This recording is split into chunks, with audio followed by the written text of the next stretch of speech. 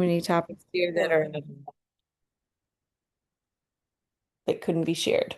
All right, so welcome. Thank you for spending a Saturday after your break coming to this. We really tried to figure out a good time, but we wanted to make sure that before elections were going to be run, that we could find a little time to at least answer any questions that you have or try to offer any supports that we can in particular, but also accessing and hiring and personnel or here. And while we've talked about accessing before, we definitely want to just kind of keep going through sharing best practices with each other and logistics of it all. So if you want to just get an idea of who's here, I think we've got a lot of reps, which is great. You could put your name, school, and your position, if applicable, in the chat, just to kind of share out. But welcome, welcome. So what we will be going over today is the elections packet and any questions, personnel committee, focusing around hiring and accessing, May Day actions, best practices, be pretty brief, but discuss it a little bit, and then also briefly preparing for impact grievances. The longest one is going to be elections, personnel committee. I think, there's not as much material to go over, but it's certainly a place where I know like Michael Donaldson and others have a lot of experiences that and kind of some pretty impressive practices they implemented at their schools that could be worth replicating at yours if you unfortunately have to go through it. Um, but yeah, so those will be kind of the major two, and then the others will be quite a bit shorter. We are just going to all be in the one space today. I think just with the spring break and all the things, we're keeping it much simpler this time. All right. So one of the ways we're trying to share this information so that it's just accessible to anyone who wants it is through the website. So the website is WTLocal6.net. And then I am going to be adding like a little banner for elections, but for now, it can be found under the Get Involved menu and then building elections. So I'm going to be going through this material, but it is available for you here. The main packet, I think, is the easiest to access electronically. If you're a building rep, it should have been sent to you, hopefully. If you did not get it from me, then we can talk later about making sure I have the best information for you to send information. It was sent earlier this week. So the elections packet is available. Kind of the best way to use it, in my opinion, is with this navigation piece. There is a PDF version available on the website as well if you don't really like kind of the more living document. But the nice thing about this is you can click on different pieces, and you can go kind of directly to whatever piece you want to kind of look more at. So like if you're looking at rules or best practices, or we've got handouts, etc. That is available kind of in that living document. All right. So for the elections, I'm going to kind of go through just the basics. I think a lot of you here do know them, but for the video, um, basically every year, all the positions at the school level go through an election. I know sometimes at the LSAT level, parents have been communicating like the chair could be there for 2 years. That's simply not correct because the WTU, it's our contract that kind of creates all of these things. So it's our contract and bylaws that are the ones that rule the day. And so it is every year. So one building representative for each school, 6 school chapter advisory committee members, 4 LSAT members, 4 personnel committee members, and then delegates to the rep assembly are going to be based on the number of W2 members at your school. So not just people who are eligible, but the people who actually, signed up and paid dues. Um, Oh, I thought I put the table in here, but I must have put it in a little bit later.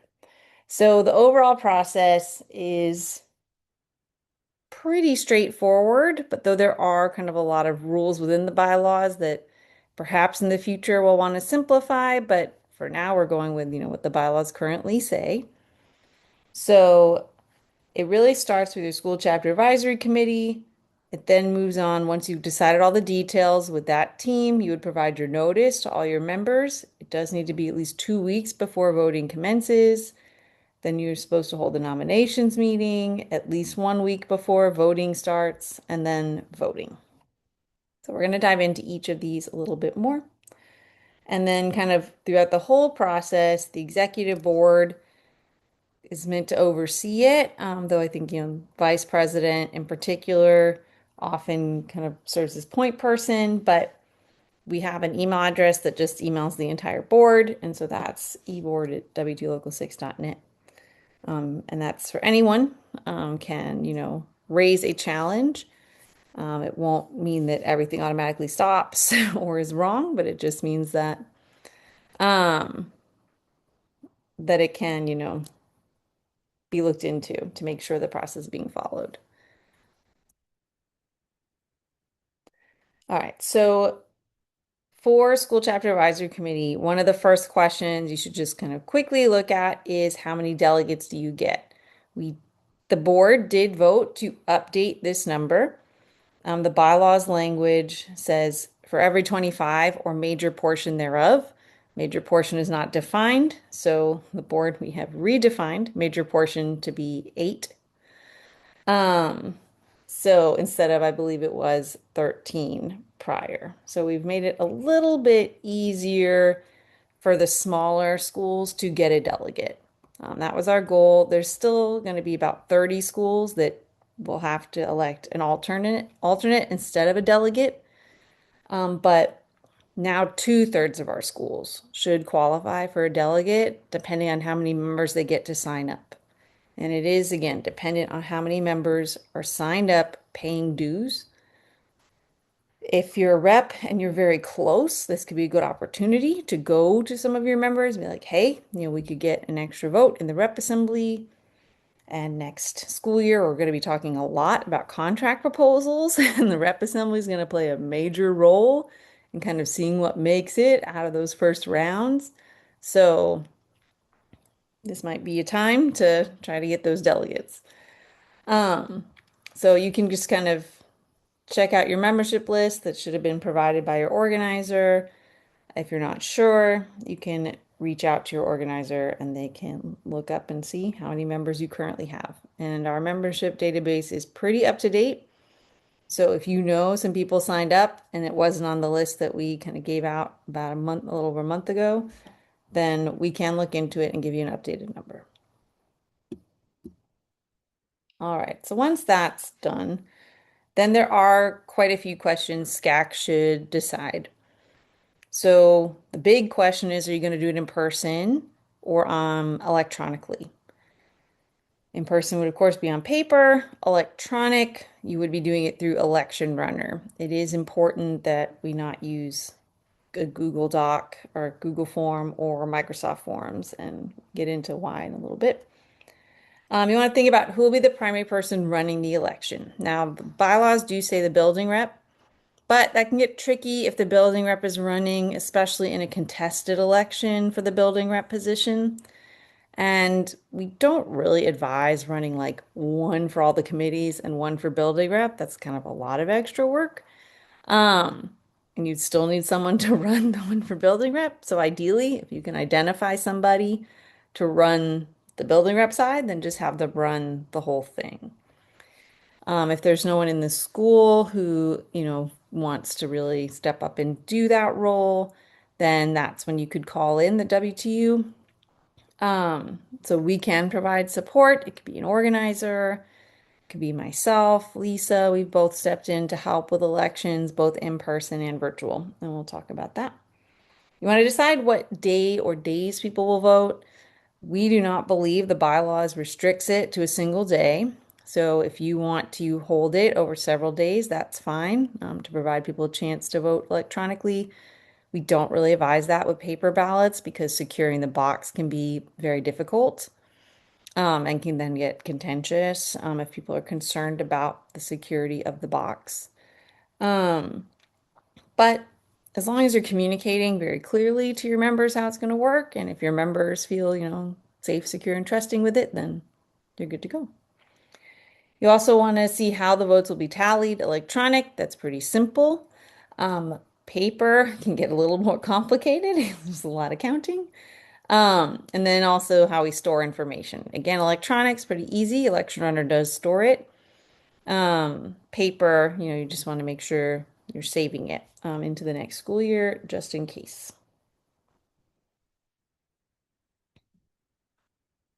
And sorry, if you do have questions, you can either raise your hand, put them in the chat.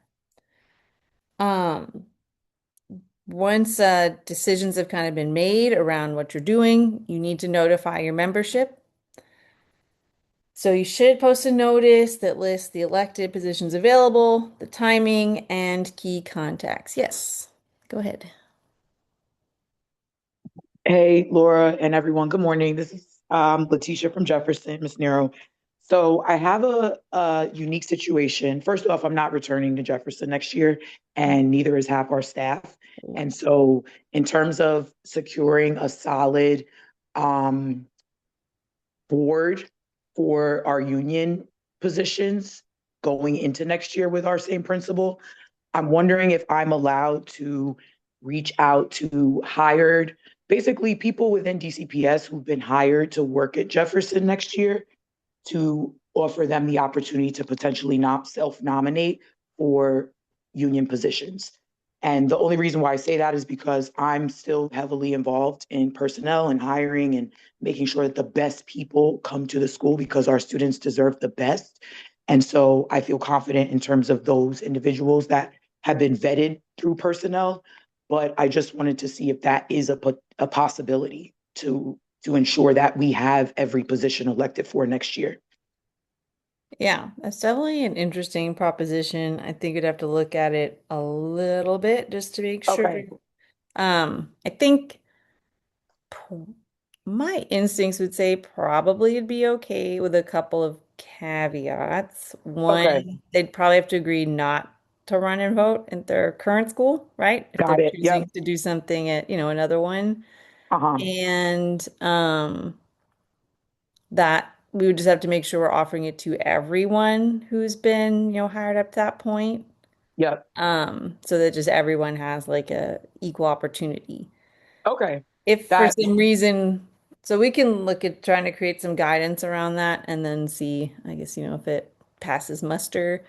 And then if it doesn't, what could happen is like, if you don't have enough nominees to have full sets, it's kind of you run the election for the people who, want to do it, right. and then they'd run another one in the fall, to Okay. fill the remaining vacancies. Okay, that's helpful. Yeah. I mean, as of right now, all of the other elected members are 100% returning. It's Okay. really just me as building rep. And obviously other people who are not elected. So Mhm. I think that if that's possible, I would love to have the opportunity to at least offer the opportunity to those new hires. But if Hmm. not, I completely understand. But Jeff will, I'm going to make sure that Jeff is solid moving into the next year, even Yeah. if I'm not there. No, I hear you. I understand. Okay, thank you. I appreciate that. Yeah, definitely complicated. Um, all right. Thank you for that question. So yeah, when it comes again just to the notices, these are kind of the key things that should be in it. Um, there is like a sample handout that you can use, but of course you can use whatever you want. I mean, as long as members are informed, then you're good to go. Um, so yep, here's kind of the example of the sample one. So just, telling people there's an election at your school, what the positions are, that they need to be a dues paying member to vote on them all. It's a good organizing opportunity, informing them of their right to challenge anything. And then kind of just the major dates, nominations, posting, voting. I've also got a handout that gives some bullet points on each role that could be worth sharing with members as well. Yeah, Michael. I think I may have preemptively done that, raised my hand, but I think with the timing, I was like putting this together, and I think thinking about if there's flexibility or amending in the future, we like to give people a while to nominate instead of the one day, because especially because we're going to DC Cape for the next 2 weeks of May. Um, so that part of I think they can nominate up to 2 days before the election starts. It's like a short window, especially if you have a lot of people to put into election runner, which is Mhm. always our like huge thing. And then you have to allow the ballot to be available one day before. So you really only have one day. Right. Well, we only have, which is like a really hard turnaround. So I Yeah, just wanted to flag that. definitely fair. Um, One thing that I tend to do, so Electioner allows you to upload a CSV file rather than have to type in, because clicking and typing is very annoying. Um, especially on Election Runner, it's very like lots of clicking, lots of typing. Um, so there is a way to upload a CSV file. We've actually created a template where you could just put the names in. What I actually do is in the nominations meeting, I just type the nominations directly into the CSV and then, add any I get over email. Like I just cut and paste them into the CSV. Um, just the simplified Excel sheet. And I do have Yeah. some directions in the packet for potentially how to do that. But yes, I mean, I agree. Like, I think there's a lot of details here that at some point I think we really need to sit down and like go through. Yeah. Um, I and like do, figure out and what makes sense. Yeah. sorry, I do. That's one other thing about Lecture Runner, and hopefully they update this, or y'all could talk to them since y'all have uh, contact with them. Is they don't automatically alphabetize people, and Mm. you have to manually do it. And again, when you have a lot of people running for a position, it's very taxing. And we have the potential member ballot, and then the member ballot. Well, That's so just something for yeah, time. what I do there is with the CSV file, you can do the sorting there. And when you upload it, it should upload it in the order you posted in. That's at least been my experience. And then I don't make the potential members ballot until after I finish the first one, and I just duplicate it, and then I delete the two things they can't, or the three things they can't vote on. Got it. And Yeah, that I think usually with does the take off time. a little bit, but Yeah, I think with the timing, I try to, because you have to give people up to 2 days before the election.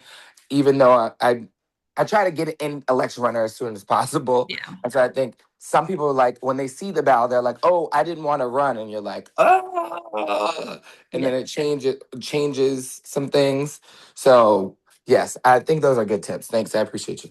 but yeah, no. I mean, you're right. It is a tight turnaround for sure. All right. So nominations should be at least 1 week before voting. Our general rule here is that you can increase time. What you can't do is decrease, right? So like the bylaws kind of set the floor. People need at least the week. But if you want to give more time, that's fine. So the nominations meeting, so nominations can occur at the meeting and through email. It should just be open and transparent. Really, for me, it's just to catch typos because obviously people do not like that, and I understand why. I want to make sure everything's spelled correctly. Um, and our general, or at least believe our principle should be to include rather than exclude, right? We're looking to bring people in, hopefully get them more interested in what's going on at the school, to maybe step up and take a role, try to make it so not the same people have to go to every meeting. So that, we have different people on LSAT and SCAC and personnel potentially. Um, At Woodson, I'll be honest, one of our tactics for recruiting membership was we would nominate non-members to member-only committee to SCAC. um, and then encourage them to join so that they could run. But it's just an opportunity to bring more people in, be like, hey, do you realize you're not a member? Like, you're gonna get this sad little ballot. You could be voting on all these things. And sometimes they just didn't know, like, oh wait, I'm not a member. Like, no, just sign up real quick, PeopleSoft. Um, we would even do it up to election day, as long as they could show me the email that they'd, signed up in PeopleSoft and PeopleSoft had acknowledged it, then I could, go into Election Runner and switch them over to full member, delete their partial ballot, and it'll send it to them. We were doing that mid-election, like as long as they did it, then we're good to go. And there's precedent for that in the WTU because we did that with like the district-wide elections as well. Yep, Evelyn. Hi, Laura. This is Evelyn from Sorry. Stoddard Elementary. I'm the building rep. Um, so have we've never used Election Runner at Stoddard before. This is my second year running the election. So I have a couple questions. Just to clarify, the building rep can't run the election or can run the election? I'm not clear because it So sounds like the building reps are running the election, and that's what we've always done at Stoddard. I, as the rep, often ran the election, but only when I was unopposed. Okay. I think, once the building rep becomes, challenged, which is great, right? Like we love to have people step up and want to take on a challenging role. Then the building rep can't run their own. And then rather than running two, then we suggest passing it to somebody else. Got it. I understand. But I think SCAC can really, be a big determinant there, right? If everyone in the school is comfortable with you running it, then they're comfortable with you running it, right? Like the whole goal is for people to just feel like, and for it to be, right, fair. Right. And so as long as people feel like, you did a great job, you're operating with integrity, and they are totally fine with it, then right, thumbs up. Um, Great. My other question is about nominations. At Stoddard, we've always used these forms to nominate people. Now, mhm. I'm sure they were in the packet last year, but I didn't Yeah. see them in the packet this year. Um, so I don't know, can you speak to that? Do we use those? I'm seeing now you have to email. But this is what people are used to, are these forms that Yeah, whatever you want to do is fine. I've found oftentimes, like maybe I'm coming from like a larger school perspective, like Mhm. the forms were cumbersome. Um, Okay. and so, and then like if I made a mistake and like trying to gather all the nominations or like I missed the name, like so we just did ours verbally and I just held the screen up and I typed in what people said. Right. So everyone could just see there it was live populating. Like I'm typing in, the names on the floor.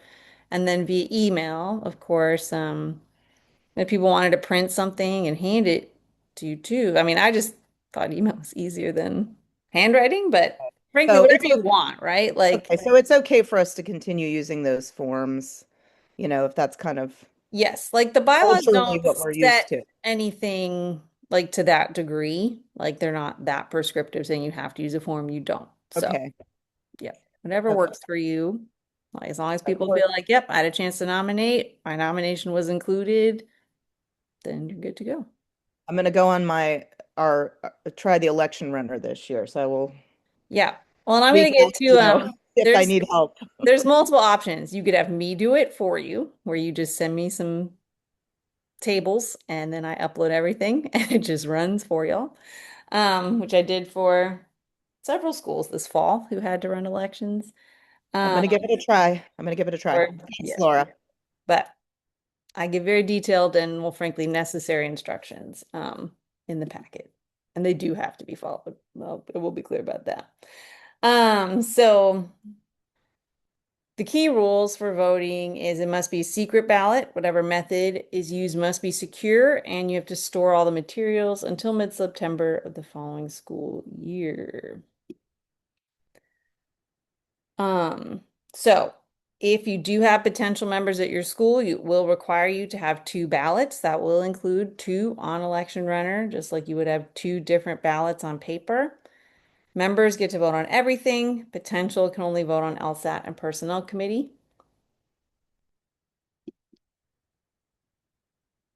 It's a good chance to get 100% membership, then you can only do one.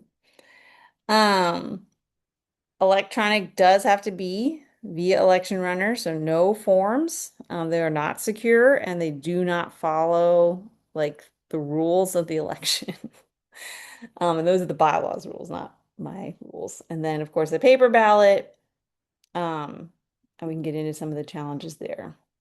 All right, sorry. So before we move on to personnel, I want to go over a few things then for best practices. Um, so you can elect to have the WTU help run an election, right? If it's contested and you don't really want to get in the weeds of dealing with it, we're happy to step in. If there's just kind of a lot of big factions and mistrust, again, we're happy to step in whatever capacity the SCAC and the building rep want. If we do get calls from members, we do check in with building reps and SCACs to kind of see what is going on. And if the executive board is highly concerned about what they hear and it seems credible, then we may have to intervene. But so far, we've usually been able to just work with the school to come to, a resolution.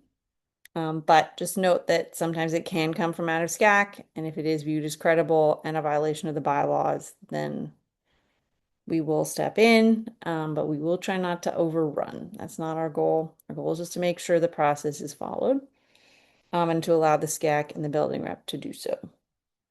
So for election runner, if if you want, like, this is the easy way. I'm gonna be honest. This is the easy way. You can download a template, a CSV template, where you can put in the names of your candidates for each role, and you can send it to me, and that's about all you got to do because we already have all your emails. Um, unless like you updated it, but then you should have hopefully updated that with our comms person as well, or at least with your organizer who sends it to comms so that we have the correct emails of everyone. And then it basically just runs because I have templates already kind of uploaded that I can just copy and make happen. So it's pretty easy to do. But should you want to do it yourself, which is totally understandable, we will reimburse you. So I will also say it is cheaper for the union if you do this option because we pay a flat fee, and we can run unlimited elections. If you are choosing to do it yourself, it is $20 for up to 100 people. If you have more, it is more. Um, and while we will reimburse you, it does cost the union more money on top of our flat fee. So, if you're new to using Election Runner, I'm not going to go through all the directions, but it is important that you follow all these steps because we've unfortunately had elections get challenged that didn't. Because this is how you make sure that your election follows the rules. Um, so you should start by creating your election. There are key settings that you have to enable. Settings for voters to be able to get their confirmation of their ballot, to enable emailing. I would personally enable automatic voter login because then it will send each person a link that will just then automatically open their ballot. But if you'd rather they have to type in their information, you can have them type it. There are sample election emails that go out with that. This is a key one. You have to check this. If we find out you didn't, there will be a problem. Which is that you have to hide the results during election. This is not automatically checked. You have to go in and do it through the results. And it is essential for voting integrity.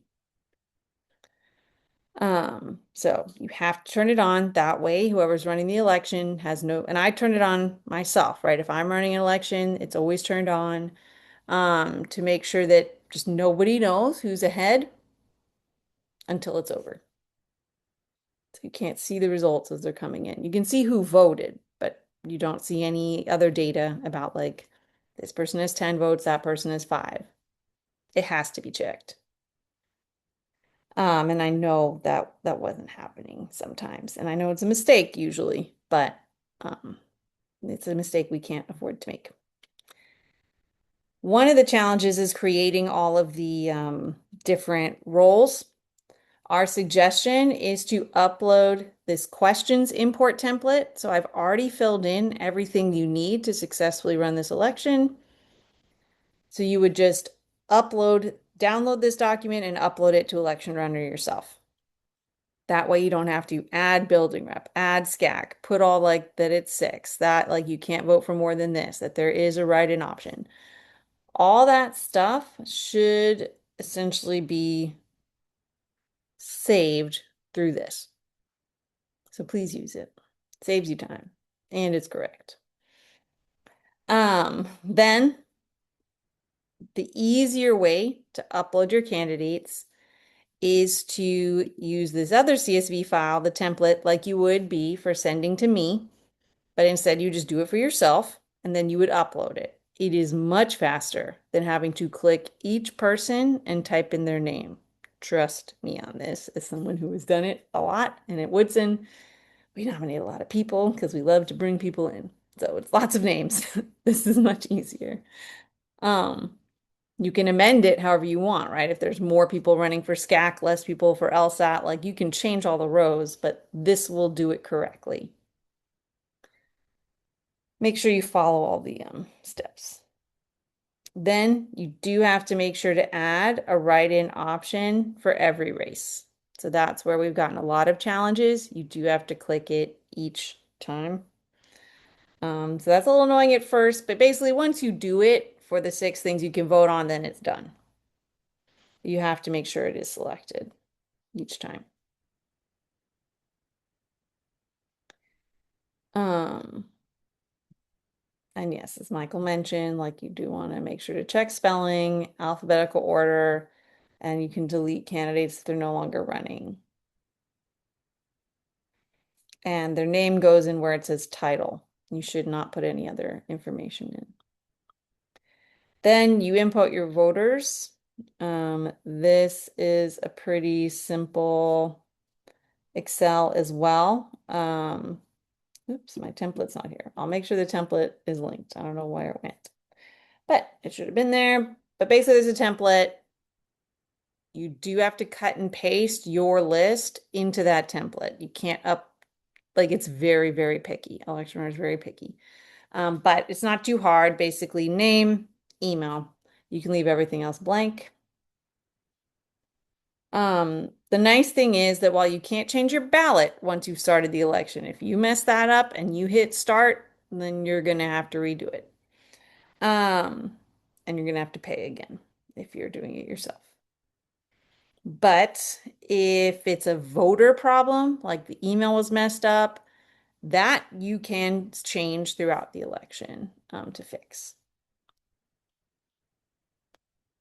All right, so you do want to share the ballot. There is this pretty easy feature where you can preview the ballot and people can go in and look at it and sign in as if they're voting, and that is how they can see that everything's in order, their nominees made it, etc. And then when you're done with all that, for your potential members, you could duplicate the election you just made. You would then delete the building rep, delegate, and school chapter advisory committee. So only LSAT and personnel should be left. And then you would, upload your new set of voters that are only potential members. Hopefully a very short list, if any. During the election, you can go into the voter list and help someone. Sorry, go ahead, Michael.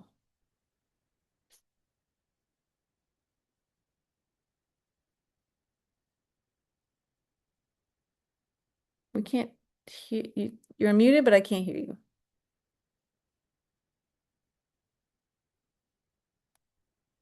Still can't hear you.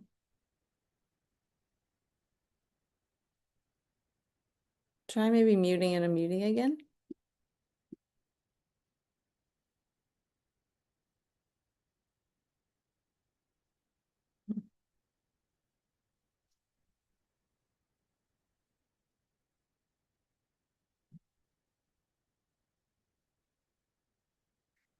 Not sure what happened, but if it comes back, we'll get his question. Um, sorry, so you can help your voters out. I've had some times where I just have to tell them their voter ID and voter key, and they just type it in directly because for whatever reason the email was not coming through. Can you hear me? Now we Oh, can, yeah. I'm sorry, my internet swapped over. Um, I was just quickly saying, in years past, we've allowed people, like almost every year, I've been doing it, to include a little photo of themselves because we have a lot of people, and to write like if they've served before and how long and whatever capacity, and then like one sentence on why they think whatever role, or if they've done multiple roles, just one sentence saying why they think they'd be good in that position. Is that still okay? It's fine. I don't know that a ballot's the place for it, but it's fine. Like I'd say that's more like campaigning, but there's no rule against it, so I don't see a problem with it. As long as everyone gets the same chance, then that's usually the key. All right, so with the voters, you can kind of see information about them. You can give them their information. You can resend their voting instructions. So if someone's like, oh, I didn't get my email, like, where do I look? They can check their spam, of course, but like you can help them out. You could change the email that it goes to, right? So you could edit that. We're okay with you using the work emails for this particular election. It's not like DCPS is going to crash because, 20 people get one email. But, you know, personal is still preferred, but if you know your members is never going to check it, and you do want them to vote, then you put the email they're going to use. That's the important thing. You could also like text them their voting URL, right? Like definitely there were times where someone was like, I don't know why it's not working, right? They really wanted to vote, so I just texted them their voter URL. Like, here it is. Like, see if that works for you, right? So like the goal is to help people vote. And so it's, there is quite a few ways you can help people vote. If someone makes a mistake, you need them to write to you, either texting or email, that they made a mistake and they want to revote. You can delete them. It will delete their ballot, right? So their vote is gone.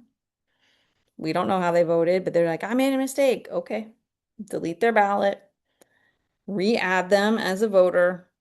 They can vote again, right? They're not voting twice. Like it did delete it. That's something you obviously can't do with paper because you can't dig in and find out which one is theirs, the box. So it is kind of a unique thing that you can do with electronic voting.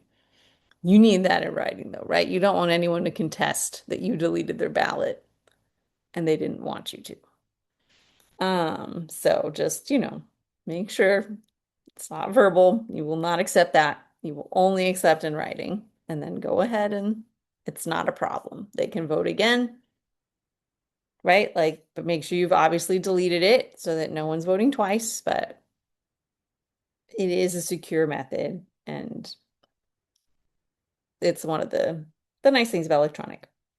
There's also an ability to send voter reminders.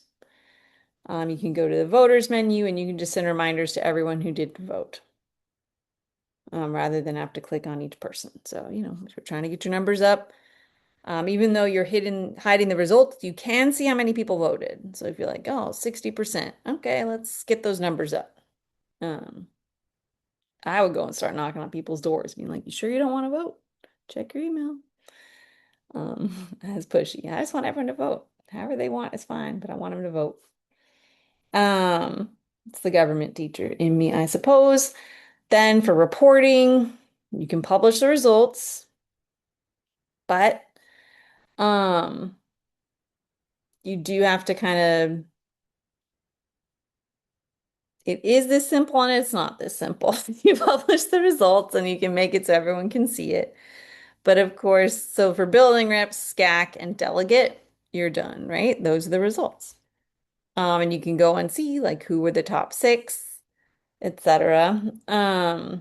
If you have a large number of potential members, or even just a few who voted, then you do have to go in and look at their results as well and add those to So you need to publish both sets of results so everyone can see everything, and it'll give you a link and you can share that link with everyone to see. Um, and that's how they can see that, you didn't manipulate any numbers or like mess around with an Excel table and change something up. Um, but you do have to add the LSAT and personnel from the potential members to your dues paying members. Um, and then kind of save everything for your records. Trying to think if there's anything else. In the event of a tie, I usually would see and make sure everyone who's kind of ahead wants to take the role and is returning. And if that is the case, then you may have to do a runoff. Sometimes we would wait till the fall to do the runoff to make sure everyone was coming back for real. Because if they weren't, then the next person could just slot right in, right? The two tied people don't have to do a runoff election. So if you get into kind of tricky scenarios, we're happy to just work with you. Again, the goal is to make sure your school feels represented, that the people in that situation feel like it is fair, and that we just conduct, ourselves in a way that ensures that we're not doing any favoritism or anything where, someone could say, well, hey, that's not how it should have gone. So that is election runner. If you are doing in person on paper, um, it's often thinking about, location and the box. Those are like the key things. So you want to just kind of make sure you've given out kind of all the information. Uh-oh. Hmm. That's strange. I'm gonna have to go look at my packet because this one is not the most detailed one. That's annoying. All right, but I apologize. I do have a much longer set of rules having run Woodson selections for about a decade. Um, and we did most of them in person because we weren't allowed to do them electronically for quite a while there. So I will make sure to include that. But some of the key things are like making sure you do create a space where people can actually vote like privately. I like to use those trifold poster boards and like make almost little voting booths. People found it very silly, but it was private. Um, and I would label them voting booths. I think that's the part they found silly. Um, Making sure there's lots of signs, just lots of awareness. A good sign-in sheet. People would have to sign for their ballot.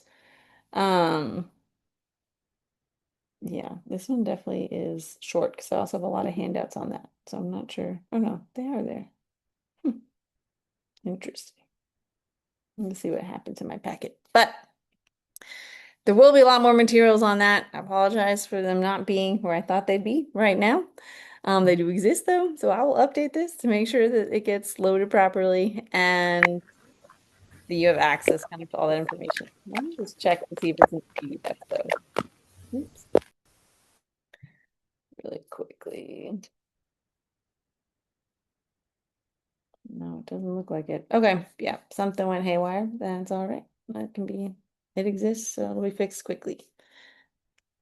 Are there questions, comments, best practices that anyone here who I know several of you have run elections many times would like to share about how to just make sure it runs well? Yeah, Michael.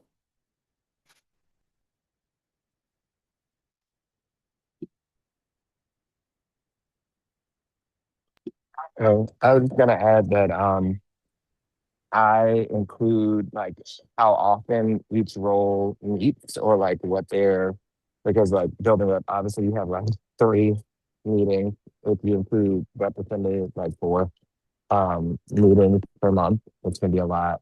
How often like personnel, which comes later in the year, most likely, or else that meets and all the other ones. And then what the current dates and times are, because LSAT is a little different because you have to involve parents and admin in the dates, whereas SCAP can do so the other ones. But yeah, I think that's helpful so people get it, know what they're getting into. Yeah, Patricia. This is the first time that I'll be using election runner. I am anticipating doing something wrong. So, are you going to be available? Because we're just down the street from you. Yes-ish. Um, Again, I think it's just easier if you just send me the thing and I just run it. But if you really want to set it all up yourself, then I mean the directions are that, but Okay, let me I'd say ask probably you. it's gonna be more with your organizer. But yes, someone can. My setting it up myself costs you money, is what you say? Well, basically we're paying a flat fee now so we can run unlimited elections. Um, That it's company. $20 if you have over 20 people and less than 100.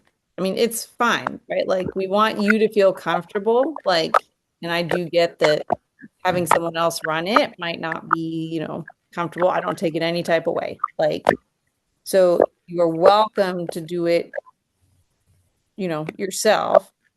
Um, but yes, you will have to make sure you follow the rules and probably you'd have to, if you're concerned about it, you could sit with an organizer to do it. It probably won't be me.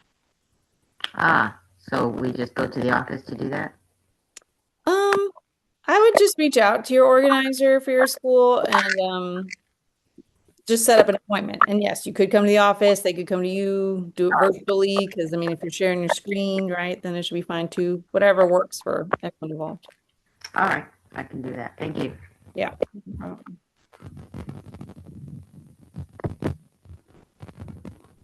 So let's see. Got that I need to make sure the voter template is available. And I have to update the in-person one because it didn't upload the full version. Okay, got my little to-do list on that.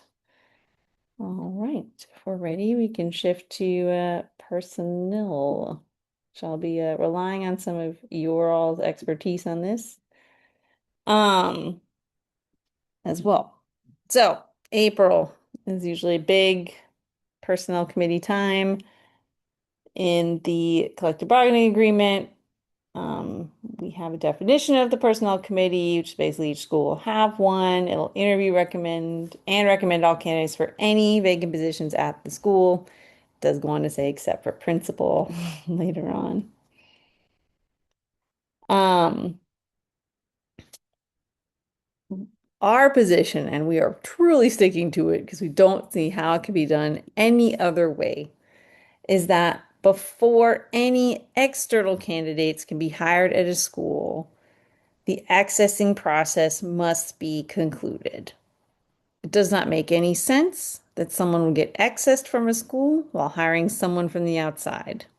That just seems impossible to do while following the contract. I get that there might be some very narrow exceptions, right, for very specific positions that get cut that have a very narrow area certification and expertise required versus another one, but otherwise, it should be exceptionally rare.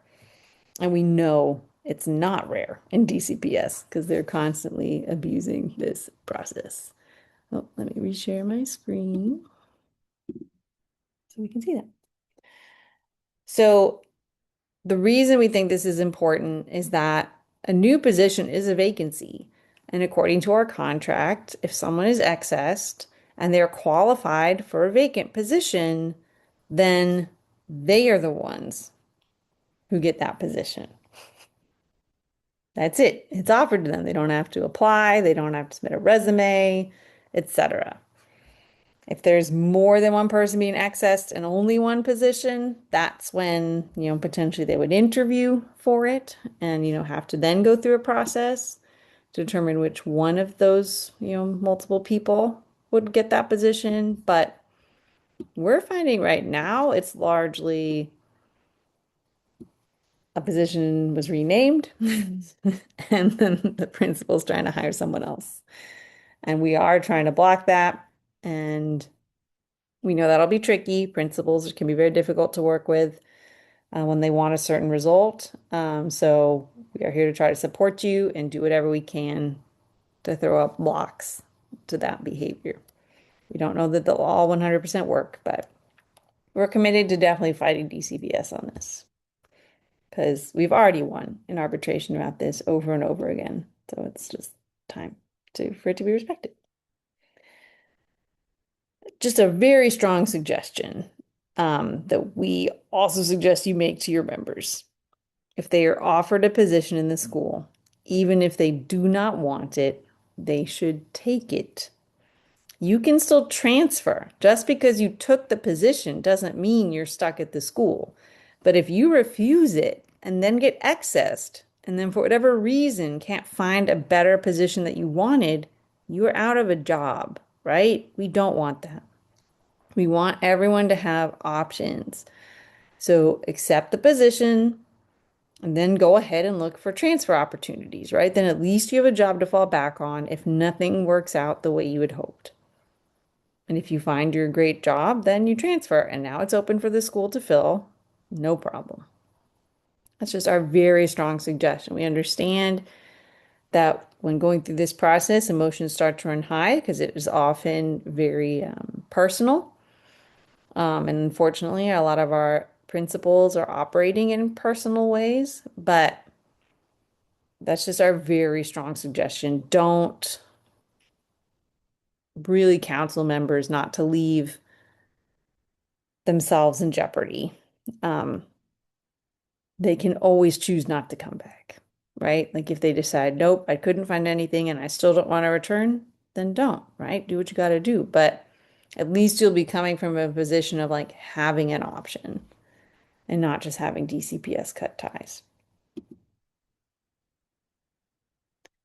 All right. So the makeup of the personnel committee, it is bigger than just the 4 people we elect. So the administrator, their designee, the building rep, department head or grade level chair from the affected vacancy.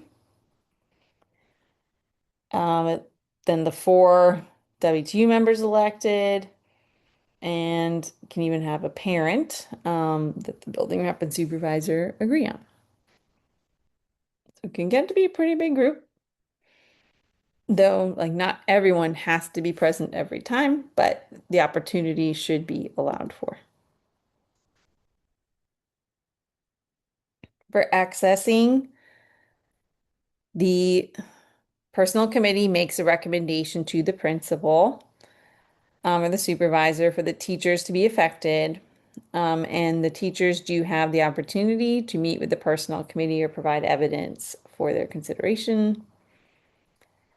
And the personnel committee really has a say, like, or gets to have in writing, and that writing also is supposed to go to me if there is a disagreement on who should be accessed.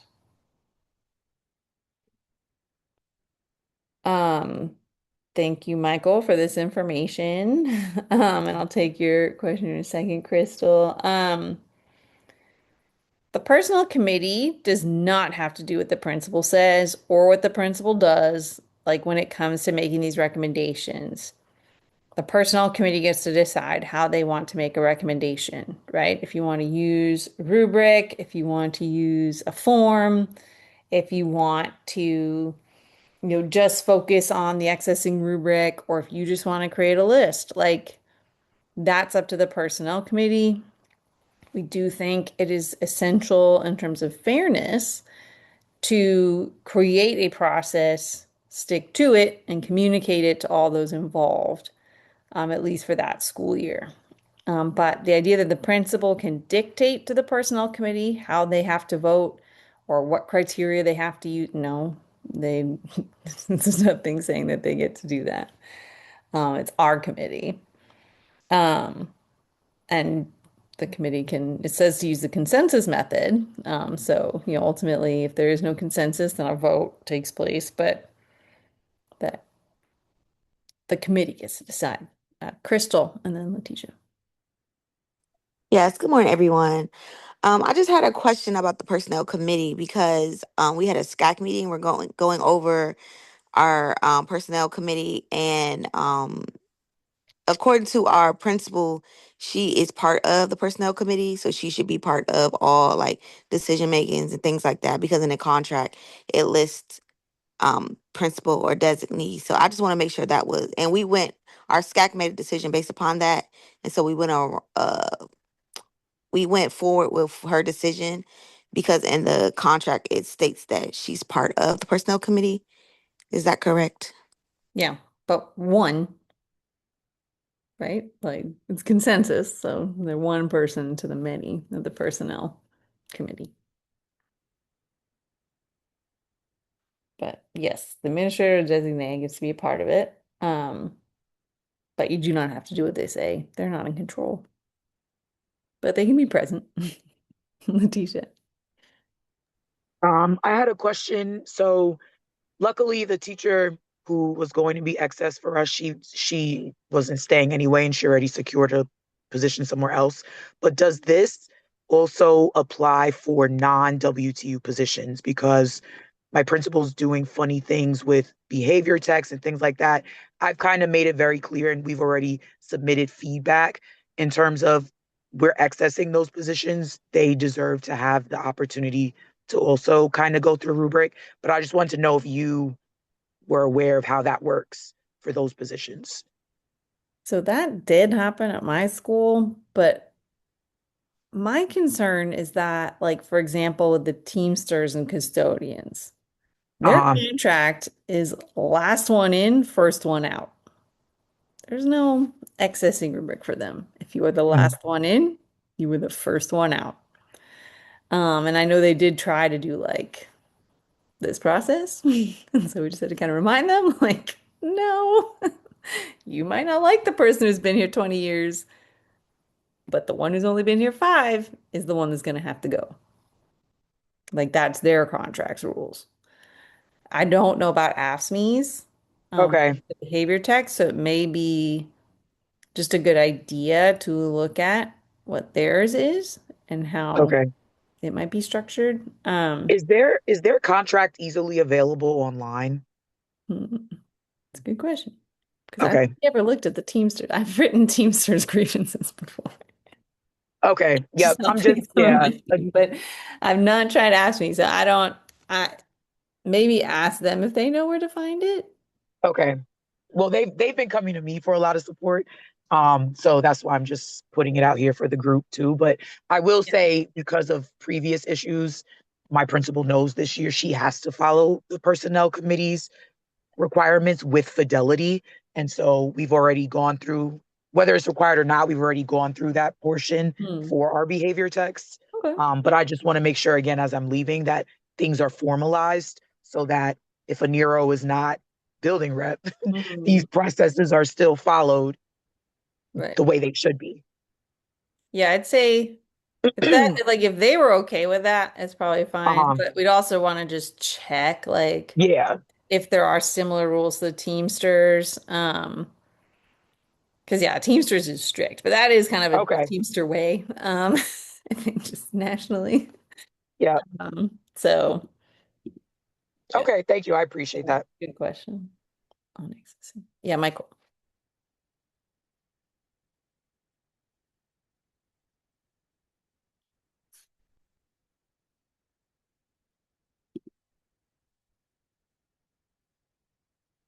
I don't know. Something's going on with your sound again.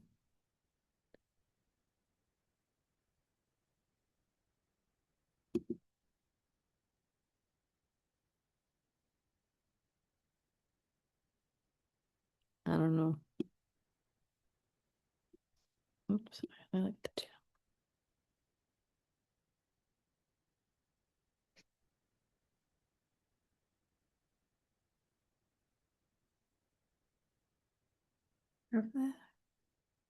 Oh, thank you, Dronda.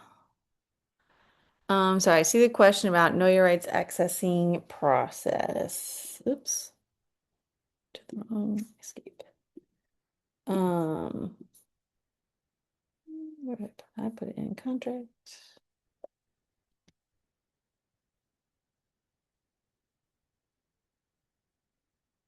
Let's see.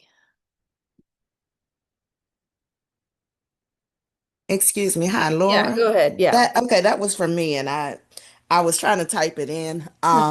Under the section right there where it says April through May Personnel Committee process. Can you explain that paragraph a little bit more in detail? Yeah. So, I mean, basically, the personnel committee, right, has a big say over at least the recommendations on who should be accessed.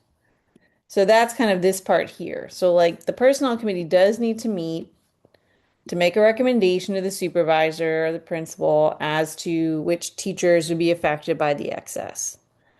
Um, and then if the decision's different, they got to provide it in writing for this one. So with the rubric, and I think Michael kindly provided this from DCPS from last school year. This is what DCPS informed, principals and leaders that basically certain information would be provided by DCPS because it isn't really, it's just what it is, right? You either got a good impact score last year or you didn't. Your length of service is a number, like they can't make that up. DC residency, etc. But the unique skills and qualifications and other contributions, the principal has quite a bit of discretion, and that's kind of, I think the first part's 50 points. These are 40, and I believe this last part's 10 points. Um, and then based on the points, like the person who scores the lowest would be the first one to be accessed. If there's more than one accessing, then it's the first two, etc. The people with the higher number of points, right, don't get accessed. Um, so our stance is that the personnel committee does not have to follow this rubric. It does not, because it says DCPS reserves the right to follow the rubric. So the personnel committee can offer their recommendation based on whatever they feel makes the most sense. That being said, it might be to stick to the rubric, right? To just keep things simple and then kind of stick to these middle parts of the rubric. But ultimately, they get to submit names. It's part of their right in the accessing process. And there's not like a rule on how the personnel committee comes up with those names. I would suggest, this is just Laura's personal hat, but if you know the principal's going after someone in your building, don't put their name down there. Throw up roadblocks, right? Like if they are just trying to target someone, because if we allow principals to target people using the accessing process and not impact and not progressive discipline or not the actual tools that they have in their tool basket to deal with people who, in their opinion, cause problems, then they can do this to anybody.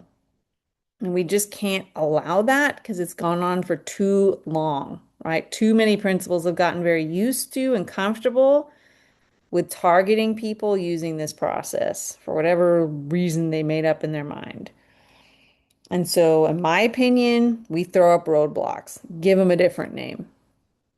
That way, Okay. they've got to submit the paperwork to me, and I have to go to the chancellor and be like, this is a hit job. You really going to sign off on this? They probably will, but whatever. We're just going to make them have to go through all the steps. Like, they want to do this, like, they better hit every step because historically they don't. And then we win money in the long run. The problem is Right. every dollar we win was someone's pain, right? That was a dollar that went unpaid at some point. hmm And we don't So, want to get there if we can. okay. Thank you. Yeah. I was wondering because we were given two names by the principal who gave his recommendations of two people that we should access. And as I'm looking at the process, I was wondering what do we Hmm. use? Like, I didn't feel comfortable recommending someone when I don't really have the facts. Like, what do we get Yeah, to no, see in that process? Like, that seems weird. So yeah. first, what we would want to know is did the principal actually have the local school advisory team convene and get an area of certification? Um, because that's a required step. We've won that in arbitration. People get their jobs back after that. Though again, it takes too long. We don't want to get to that point if we can help it. So they should not just be submitting like the names of the people they want gone.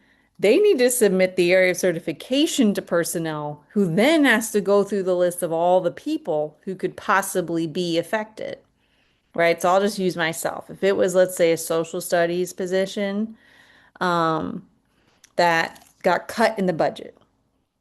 Okay. You still have to go to LSAT, and LSAT has to say, all right, the area of certification is social studies, secondary social studies. Then everyone on a secondary social studies area of certification, we're all up for accessing, even if it was an instructional coach. If the area of certification is social studies, then everyone with a social studies certification is up for accessing, and we would all go through the process. And so it can't just be the principal shooting out two names. All of us would go in front of the personnel committee, and all of us would be ranked. And the personnel committee can give their recommendations. If it's one position, then they say, okay, this is the lowest one. But no, you don't have to give feedback on just two names. Your principal's definitely cutting corners. Right, that's what our concern was. As we have 17, we're looking at K through 5. Uh-huh. So we're looking at all of the teachers who would fall under that category to Yep. be accessed. So the two names that were given, it did not seem that everything was taken into consideration according to that rubric Mm-hmm. right there, the overview. So, I mean, do we have anything, I guess, solid to make these bases? Like we can't see the impact scores. We're taking pretty much the principal's determination, Well, but we are pushing back. yeah. So, I mean, our position is that you don't have to use their criteria if you don't want to, right? Okay. You all can make a recommendation. Like the rule is for the principal and DCPS, not for the personnel committee. It just says the personnel committee needs to make a recommendation based on consensus. Mhm. So, ultimately it is the principal's choice. But again, if it differs, then they do have to explain their reasoning in writing. Okay. Thank you. Yep. And that's supposed to also like you should definitely alert either me directly or your school's organizer to let me know that has happened, that like you all gave a different recommendation than the principal, because then it's then, incumbent on me to kind of follow up with the chance to be like, all right, where's my written notification? Um, and we're trying to just like enforce the whole process, especially if they try to skip steps, so that if the worst happens and they get illegally accessed, that we, can immediately file a grievance, even though we're filing them now. So, I mean, like, we could file one now if you all want us to, like, around the process, right, for your school, and saying it wasn't followed. The personnel committee needs to be able to make these recommendations. So your principal is a little bit closer than some, but it's still not following. Um, I'm back if I so yeah, can go ask ahead, Michael. Yeah. questions. Yeah, sorry, my connection. Wow. So a couple of so bear with me questions slash comments. The first one, which I think I'm glad you reiterated, was that um this is also the personnel committee has to interview for like every position from custodian to assistant principal, principal is a different process. But what I find, especially for those non-instructional positions that like we have a manager of specialized instruction or like IC or other things, like they will hire them over the summer intentionally. And so I just wanted to see, well, I'm sure it probably is grievable. I told my principal, like, I want, even if it's custodian, I want to put me on the interview because I just feel like y'all do some stuff and then say, oh, we just didn't think that that was something that personnel committee or you would be interested in. And it's like, no, I just don't want them to have any excuse because I that's a line that I'm drawing. And I told her because especially in like special education, the people they hire to manage special education. And I want those people, specifically in our self-contained classes, to feel supported, like the people that they are hiring to supervise them or manage them. Um, Well, and and they then, have a right to be present, right? They have a right to right, have somebody there. right. And then the other piece is with the, I know that we don't have to follow DCBS's thing. Our school, we just end up when we did have to access, it was a lot of people within a specific category. So we wanted to make it as fair as possible. So we did like to have a rubric. One of those things that DCBS automatically populates is the years of service, which if you are a veteran or if you are a DC resident, they add years of service to that. So I've asked just if your school ever follows that process, and like I would always double check with my principal. I'm like, hey, I'm a DC resident. DC's information, DCPS's information is not always correct. So people should double check if they're a veteran or if they're a DC resident, because I think that adds like 5 or 10 years or something like that of service to your to what they populate. And if it doesn't calculate correctly, it needs to be flagged. And then the last thing that is a question of something that you mentioned, I know we talked about this at the rep assembly, but I just want to be sure because I reached out to somebody who had asked me a question. I want to make sure that I answered it correctly. For uh, we talked about elementary school because most of their teachers are probably going to be K through 5, and that's like one position that's like the most of their membership. If a librarian position is vacant, but you have an accessing of a K through 5, or a STEM, like a science teacher, which is a special teacher in elementary school, position is open, they should be filling that from the excess position people before they hire outside of the school. Is that correct based on what y'all won in the grievance? Yeah, I mean, if someone says that they're qualified, like we're going to operate on good faith. If a person says they're qualified, then we're going to move and they like, yeah, I'll take that position. I'm qualified for it. Then we're going to move forward as if they are. Okay. Um, So if a the person can the prove that case they're that we qualified or get right, the case qualified that we for it. won was pretty obvious. Like the certification didn't match, but like it was social studies to social studies kind of thing. It's just like the grade level was different, but what we won was broader than that, right? It didn't say Mhm. within a narrow ruling. It just said it doesn't say certified, it says qualified. Therefore, it's based on the qualification. So if you're like, oh, I have coursework in this, or I have a Mhm. degree that's related, or whatever they say makes them qualified, we're gonna make the case. If Got it's it. weak, Qualification, not we'd certificate. maybe just warn them like, hey, I don't know if an outside person's gonna look at this and say, yeah, you're definitely qualified. But, Okay. I think a lot of it, like you said, like they probably are. For a lot of these positions that just have kind of funny little title changes, but really the same job that someone was already doing, then they're absolutely qualified and we're gonna fight for it. But it just might be that we wouldn't win it as quickly as if it's like painfully obvious, right? We have some people who like literally they are doing that job in everything but title. Okay.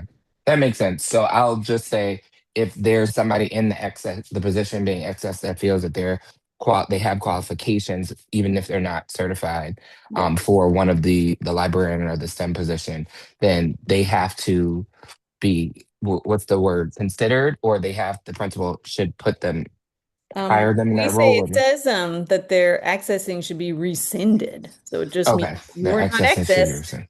You Okay. get to get slotted in, I think. I think And I'm then here. Where is it? yeah, and then if that so in that, I'm in my wonky brain. So if that then causes no one to be accessed, then there shouldn't be an accessing at all. You get what I'm Correct. saying? Okay, got it. Okay, thank you. Because it's basically right. Once the person at the bottom of the totem pole like is identified, or however many, then those people get to see if they're qualified for any vacancies. And that could be even vacancies that start to open up as people accept jobs elsewhere. And as long as they're qualified for one of them, then their accessing is rescinded. They keep their job. And that basically runs until June 30th or whenever they say that thing is effectuated. I forget if it's June 22nd. They'll put it on there. It's usually the last day of school, to be fair, not the end of the month, but could be the end of the month. I'm not sure. Ronald and then Dronda. Hi, Laura, can you hear me? Yes. Okay. I got a situation that I'm trying to clear up at our school. We had a teacher that we know in LSAT, our positions were set for a certain group, or our ML group, I'll say what it is. But we had a teacher that expressed that they were leaving and that they had gotten their certification in another state. Now, whether they put it in a DNIR, I don't know. That I wasn't privy to that.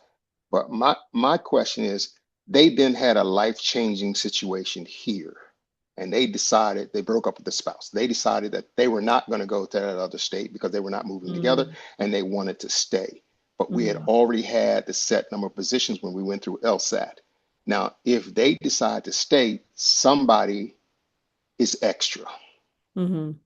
because the person also had a role as a TLI of Interesting. culture, whatever that is. Yeah, yeah. So if they did not do a DINR and they did not resign, like officially, right? It was all just kind of them talking about what they're going to do next year. Right. Then that is still their position at the school. Okay. And then yes, the accessing process, if there's more, then like, if it's within that area of certification that's been determined, then yeah, the accessing process would need to move forward um in that area. And what I think I was privy to on yesterday was that my principal was trying to offer another position to an ML teacher in another area because that person was dually certified. Mm. And what I was wondering was he going to target that person if they didn't accept the other position? Wow. Well, yeah, you definitely want to See, watch out for that. I think yeah. I'll be honest, like at Woodson, we were always because like for there were several years where there's like our budgets just got hammered year over year, right? So we were just Hmm. always in like self-preservation mode. Like our whole goal was just not to see anyone forced out. Um, and so we would always be running around asking people what they were doing, right? So like, and it sounds like that's kind of what's happening here. Obviously, we don't want it to be coercive. Like people should get to make the choice they want to make. But I think. So as long as it was like made very clear, and if the principal's not doing a good job, then maybe you kind of follow up with them, being like, look, sure, it would do the school solid, but like you don't have to feel pressured to do that if you truly don't want to. But you do have to note like there will be an accessing process. Hmm. And then, we'll try to make sure it's as fair as possible. The principal does have a lot to say here. So maybe just talking to them and just kind of making sure they understand that like it's not just even if they're doing it for like ostensibly a good reason, right? Trying to keep everyone in place, not force anyone out, right? That is nice. I like it when principals think that way. They don't always Hmm. think that way.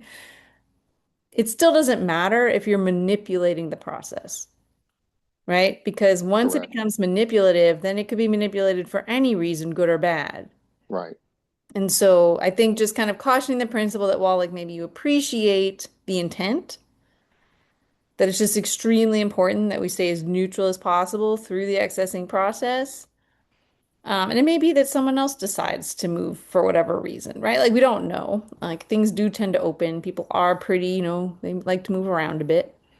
Um, and then if they don't, we'll help you try to you help the person who is accessed find a position. But yeah, just that making sure it's the principal understands like it kind of makes everyone uneasy when they see a process so clearly getting manipulated, because then it could happen for any reason at any time. Even if this time it's, meant to be to keep the whole school community together. Yep. Thank you. Yeah, thank you. Yeah, drowned it.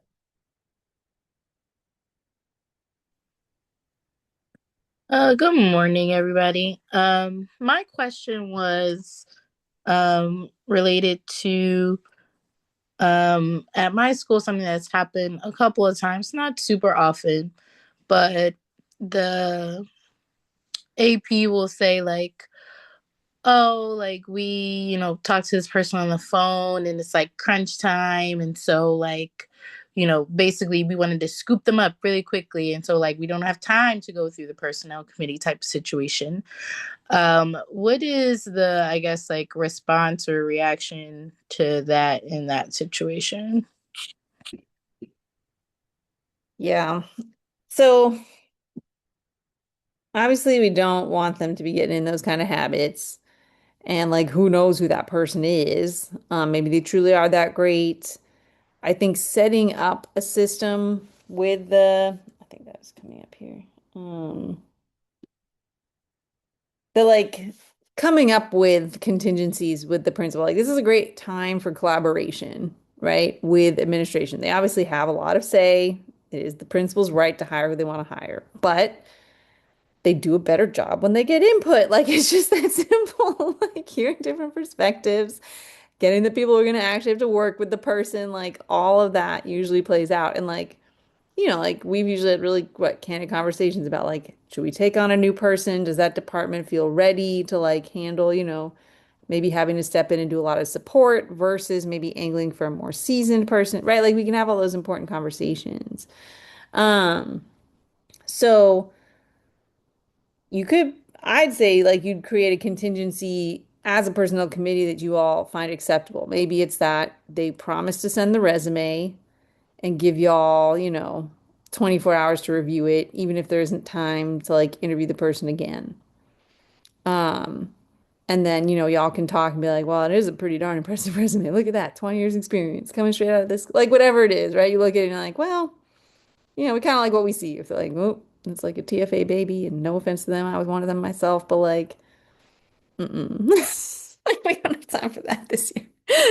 Like, I don't see how they'd be the best candidate possible. We can't possibly wait even 5 minutes. Like, just doesn't seem realistic. Um, so I think like that would need to be decided in advance, right? And the personnel committee would need to decide they're okay with it. Otherwise, right, we would assert our right to be like, like have them meet with us virtually, right? Or like do something. Like if they really want the job, then like 20 more minutes shouldn't like destroy the possibility of them coming to the school. Um, but yeah, but also like I was at a school that sometimes started the year with vacancies, right? And so we also know how bad that gets. And like to Michael's point, like we did work out a summer plan. Like we had our points of contact. So like if I was out of town for a certain amount of time, then like someone else was the point of contact. Um, Our goal was always to make sure someone was there. And since the rep can send a designee, like if none of us could go, I'd start, like scrolling through the Rolodex of what's in members, being like, who wants to go to this? Like, obviously starting with people in the department, being like, hey, you want to represent me here? Like, we just want to make sure someone's there to make sure no shenanigans are had. Um, yeah, I think like but also, if you trust their judgment, they're like, okay, this is a one-time deal. Like, they're not doing it too often. They must really, truly be excited. Like, but I'd say, have the personnel committee make the call so it doesn't just fall on your shoulders to kind of have to answer for the committee. Um, but yeah, it, and I know like for some of us, it was a lot. Like, we were sometimes hiring 15 plus positions. I was like, Jesus Christ. We were just going to be here till the end of time. Then you hired one and then they picked something else later. And so now it's open again. Like, so I don't want to like 100% just be like, oh, principals are always acting in bad faith. I get why they get real antsy because it starts to become crunch time and things do start moving real fast. But I think coming up with whatever system works for the team, that makes them feel like they at least had some say and they're not just like kind of getting manipulated and pushed to the side. Like, it's kind of the way to go. Um, Okay, thank you. yeah, thank you. But yeah, so I know we've already entered into it, but just as for 100% clarity's sake, we of course know that personnel committee, luckily accessing does not happen every time for everybody. So hopefully, it's rare for your school, but the main thing that we do know we do a lot of is interview. And so there are the contract provisions in 16.13. Um, some of the key ones highlighted is just you get to interview all the candidates, you get to rank They say using consensus method, keep things confidential. The principal, it says, needs to review the recommendations and provide any required documentation of their decisions. Um, so yeah, we really think it's a good opportunity to collaborate for what works with you. Over the years, my school did a whole bunch of different things. Sometimes it was admin would interview first, and then they'd send it to like the kind of WTU side of personnel committee, and then we'd kind of, make a recommendation. Sometimes we were just in the whole meeting together, or the interview together with everyone, so there'd only be one. Sometimes it was actually WTU. We went first, and then we sent it to admin to interview, with our recommendations, or like we only sent the recommended people on. Um, Sometimes the principal wanted us to come up with questions. Sometimes we would just use the questions they provided if we were okay with them. Other times, we would just go rogue and ask whatever we felt like asking. Like the main thing to me is that the principal doesn't get to control it. That being said, we know they have a lot of power here, and so this is a good point where we compromise with them as much as we're comfortable doing in order to make sure that the process also works for them. Because the goal is to be heard, and for, principals to take this seriously and not just as some random box check, right? Like, I think as others have put in the chat, like oftentimes when principals go rogue, it doesn't end well for them. Like it's the people they pick that cause problems. And when they listen to us, we're like, we're not really sure that'd be a good fit here. I want to rethink that. We're often right. Or like we find people that are diamonds in the rough. Like maybe they didn't interview that well. We could see the potential.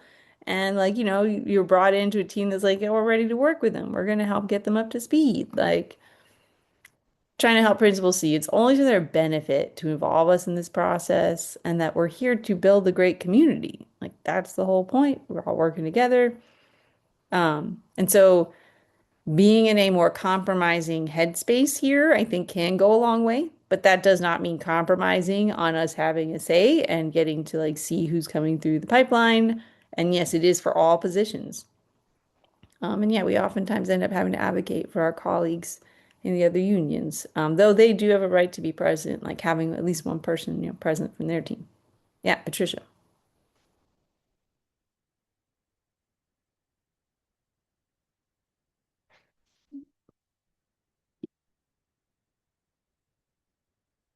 I don't know.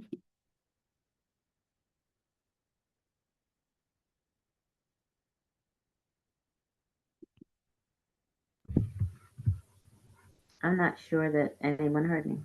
No, and you're unmuted now, though. Okay, it said that I was unmuted then. Anyhow, do we have a leg to stand on when they hire over the summer? That was my first question. And does the principal, you said that that we recommend to them and they still have the right to hire outside of our recommendation, but um, do they have the right to hire during the interview? That was my second question. Yes, The she's done. person present? Yes, ma'am. No. Because how could they get the consensus of the personnel committee? No, that's too much. Like, you could have that conversation on the spot, and everyone's like, "Oh my God, they're so amazing. Like, go back out there and get them." Like, at least ask them to leave for like, No, that's not what's happened. no, yeah, that's no. We Because know it says that they do have to, right? Like, review the recommendation. You can't offer a job before even reviewing, there right? was recommendation. Correct. So, That like, no, that is a violation of 1613(6). she says we know when we see what we like, so we're offering it to you now. And we're wondering, you speak in French? What we are we talking about? Yeah, no. Um, I'll be honest, like, especially this early on when like the paperwork hasn't been processed, like filing the grievance, getting it in front of the instructional superintendents. My experience has been that they will just because the solution's easy, right? Our solution is follow the process. Like we're Okay. not asking for money, we're not asking for anything fancy, right? We're just saying, hey, follow So the the hiring during the interview, absolutely not. And no, the I mean hiring like If The they higher, want, if they like are so excited and they want to be like, hey, can you step out for like 10 minutes? We need to discuss. And y'all discuss and like make a recommendation and they want to do what they want to do, like, that I didn't have a problem with. I was just right. asking about Yeah, nah. the interview. And then the hiring during this summer is, do we have anything to say about it when we come in later and find out about that? Well, I guess I'll be honest, our committee met constantly over the summer. Like we were always, that's what I'm saying. Like we had a point person who they reached out to. Now we kind of insisted that everything had to be virtual, which they mostly accepted. Because it was also just easier to get people to interview virtually in our experience, than trying to drag them into the school. Um, So I'm not so- talking about the times when we have been called in and declined. I'm talking about not being notified. no, you have to be notified. That they have to do. Oh, do we have a leg to stand on? Yes, they have to notify you. It says you Okay. got to interview them. Yeah, and how do we address that process? I mean, you could let them know like if you want to start from a spirit of compromise, even if you know that you're coming to that because they're untrustworthy. Um, my suggestion would be to say like, hey, we need to come up with a plan for how to communicate over the summer to make sure that the personnel committee is involved in all these roles. Okay, so a Here's the conversation. number. Or, I mean, like have it in the committee, like, kind of make it official. Like, here's the number that you can use to reach me. If I'm not available, here's like the next point of contact, right? Like, I think because we did successfully get a grievance in front of the instructional superintendent, because they did purposefully not tell us about one that they knew we'd be heated about. Um, so when we walked through the door, we saw that person standing there with a job and we got mad. Um, we immediately filed a grievance. We walked through the door. I'm like, absolutely not. Conversation How would be, dare you? ma'am. Now, they still had a job, right? There wasn't anything we could do about that. And we weren't really trying to. We just wanted to make it clear, like, do not do that again. Like, and the Okay, instructional soup said that, and at least my principal did go ahead and like he did not break that process again. Because like, why would you, right? As principal, you can still hire the person, but we just want the right to be like, don't do it, and so then there's he can nothing do we it. can do about the person who's hired, is what you're saying? We can just Mm, have a conversation for future. This one, the offer that they made, like the paperwork's probably not been processed yet, right? This was that we walked in the summer Huh, and like they were there employed, right? right. Like, so like that was too late. Too late. Okay. And we're not trying to make someone lose their job, even if we were annoyed at it. Okay. But like this person getting an offer, like there's still a lot of paperwork that usually has to happen, right? Like DCBS has to draft the actual offer letter, blah, blah, blah. Like, Hmm. so it's probably not a done deal yet. Okay. But now, how about hiring unqualified? You mean like they're not certified? They're not certified in that area, have no experience with, let's pick one, with special education. You've Right. never done special education before in your life, and you're going to be learning on the job. No, that's a tougher one because like sometimes it can be hard for us to prove. So Hmm. I think like in the sense of like I don't know their certification, right? Or like well, actually now I can look it up. But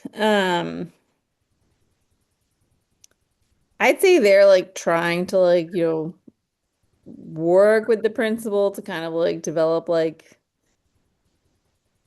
consent because it's supposed to be consensus, right? Like consensus around what we're looking for and that like, the concerns around hiring someone who not only has no experience but didn't even get like the certification, and how, that's gonna just create lots of problems. So And that that's why like, you're there. Like so that would be more ultimately, and again that there's nothing we can do about them because they have the job, right? yeah, on that one, like I don't think like our contract necessarily prevents it. I Like see. that's like about like because I think some of it like we just get confused like why is DCBS even allowing it? Like they were forcing some of our members out due to not having licenses. So then Mhm. why are they willing to hire someone who doesn't have one? Like Crazy, right? I mean, right. Like I know it happens. I've seen it plenty of times. And always pretty much to the detriment, I agree, of the students. But Well, that's clear. Thank I you very don't, much. I yeah, appreciate I don't know why DCPS. does that. But yes, it's a lot. But yeah, I think the key is just for everything, it's trying to develop systems of communication, trying to build trust. We know like Abbott often are not acting as good faith partners. They are treating us as just a glorified box check, but yeah, our hope is always just kind of as we keep working together, we can show why it is worth their while to work with us. Um, and that they are allowed to disagree. Like we can't control them. But they need to at least be able to sit and listen to that disagreement. They can make the decision they feel they have to make. Like, so be it. At least let us like register our concerns with whatever choice they seem to be making. Like, I don't know. I don't get the reticence. But thank you all for your expertise and questions. I know it gets very tricky for sure. Second to last piece here. This will be short, but it's just May Day is Friday. Woof. I don't know where it came from, but it's also kind of exciting that we're already going to be at May. Um, so we are asking our members just, stand in solidarity with workers and students worldwide. Our goal is to try to make it pretty easy, but to see, if we can begin practicing just kind of treating May Day as like a special day to recognize union solidarity. And so our ask, probably the biggest one would be for just before school, instead of coming to work early for those who do, to just kind of gather together outside whatever main entrance people use to get into the building, and then walk in together to be right on time, to really take your lunch break.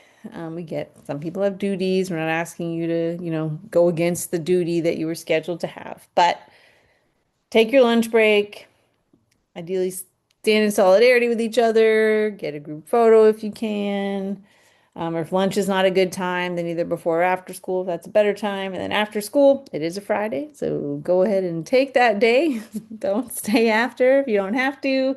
Again, we're not asking people to leave, obviously, their work commitments like aftercare, but just walk out on time. Many were hopefully planning to do that already to enjoy their weekends, but encourage all your colleagues to be like, look, it's not worth it. Today we're going to celebrate the fact that we earned a contract that is a hard stop. Walk out that door. Baltimore Teachers Union is also doing their own walk-in, though they have it's like their PD day. But they're going to be doing walk-ins at PD day. And so they had some pretty, I think, great ideas that if you're, feeling a little more ambitious, want to really try to celebrate May Day outside your building, like kind of had a 10-minute rally agenda idea. Um, really just focusing on like the importance of unions, like what unions have fought for, what, why you're proud to be in a union.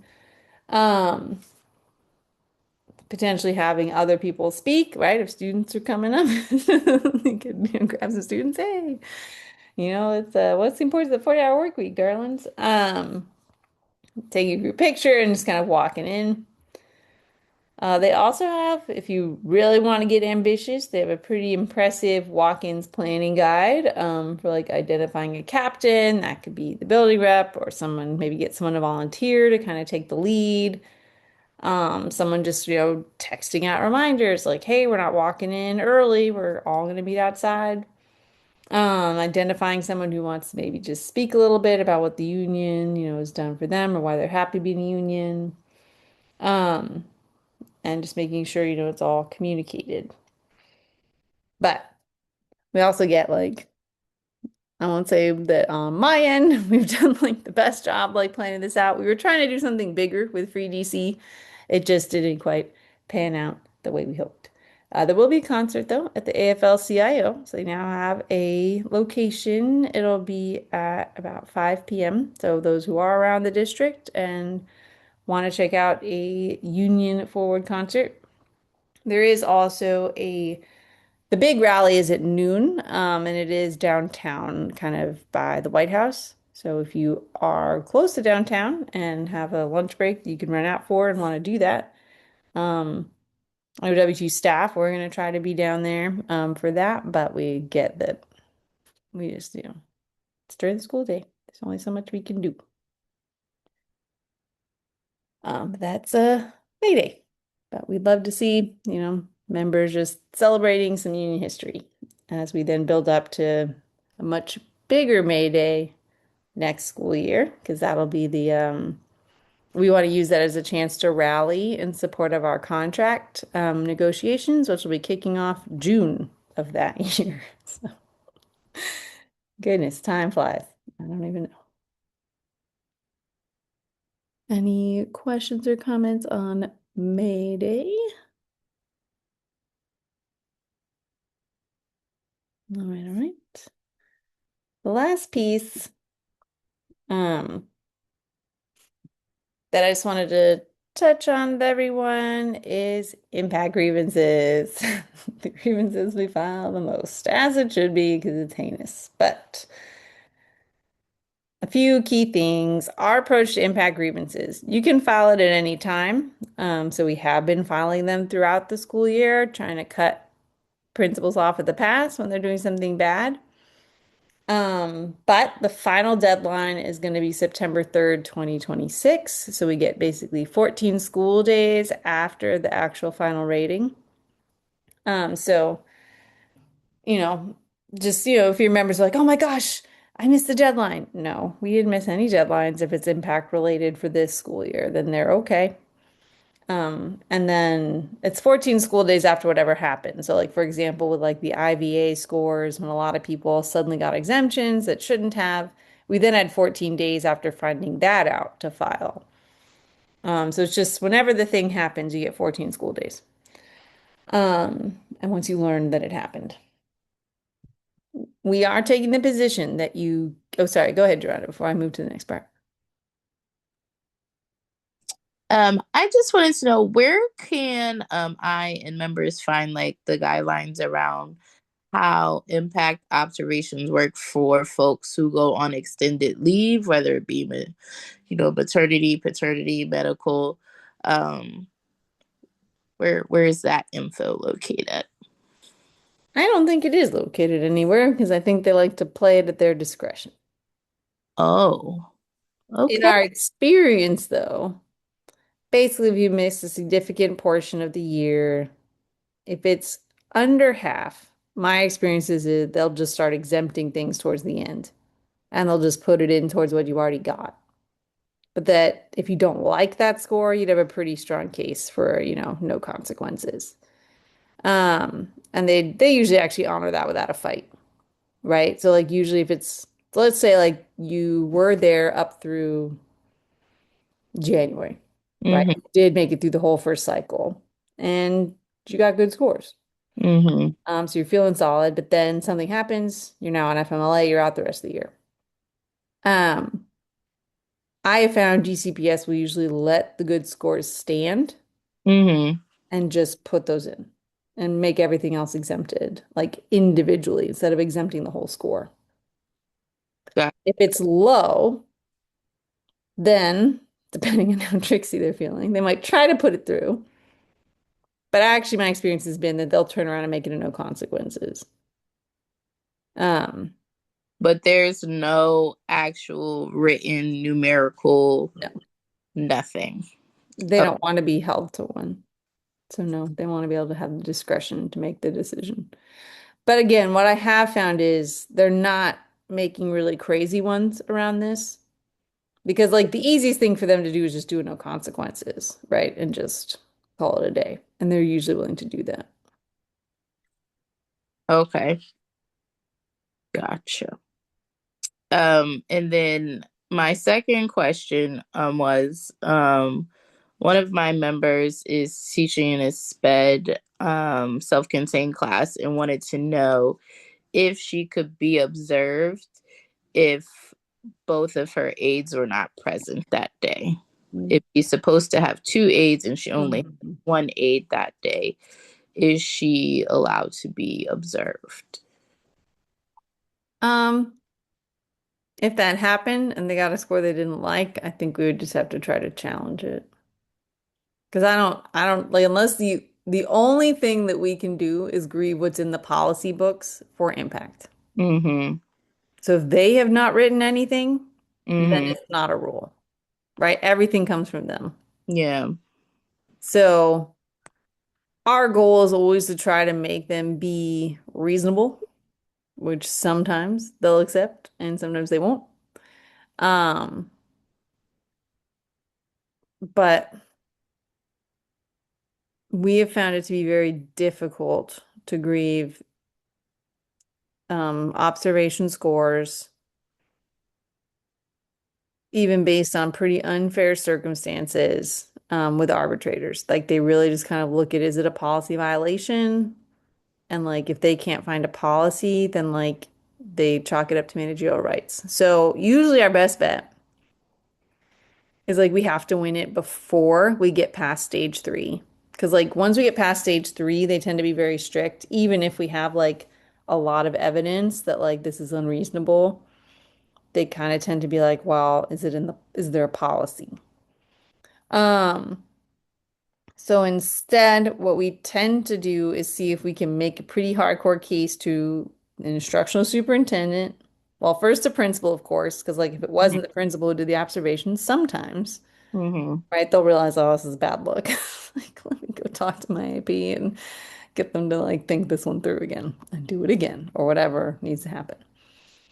But if they're, choosing to back either their own choice or someone else's choice, then like we try to get the instructional superintendent to see reason. Like basically, if we can get one of those two and they agree to make a change, then like that's the times where we actually win substantive changes around impact.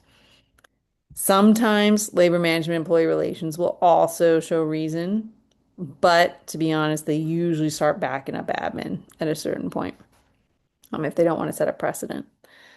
Um, so Yeah, I guess the idea is that it is tough around impact, but we have seen sometimes like where we were actually surprised that they saw reason and we saw reason. Of course, we've seen plenty of times where we really thought it was painfully obvious what they should do, and they're just like, mm-mm, and they keep it moving. Like we'll keep fighting it outside of that. It's just that we have not experienced much positive so far. And Gotcha. yeah, Michael. Just seeking clarity. I think when people see like an impact grievance, they automatically think like, oh, if I think it was unfair. And like you said, I think it's just about what in the process did not happen. And it may have been unfair in our, belief. But I'm just seeking clarity as to like, in my understanding, even if it's after the end of the school year, right? Or maybe it's at the end of at any point in the process, and then that's filing a grievance, and then or is what I mean by end of the school year is after you get your final overall score. The second part is it's not that the most likely outcome is it that the most likely outcome is no consequence. It's not that they will say, oh, this part of how impact was done or your observation or your CSE or whatever it is was done was incorrect. So now you're effective or now you're highly effective.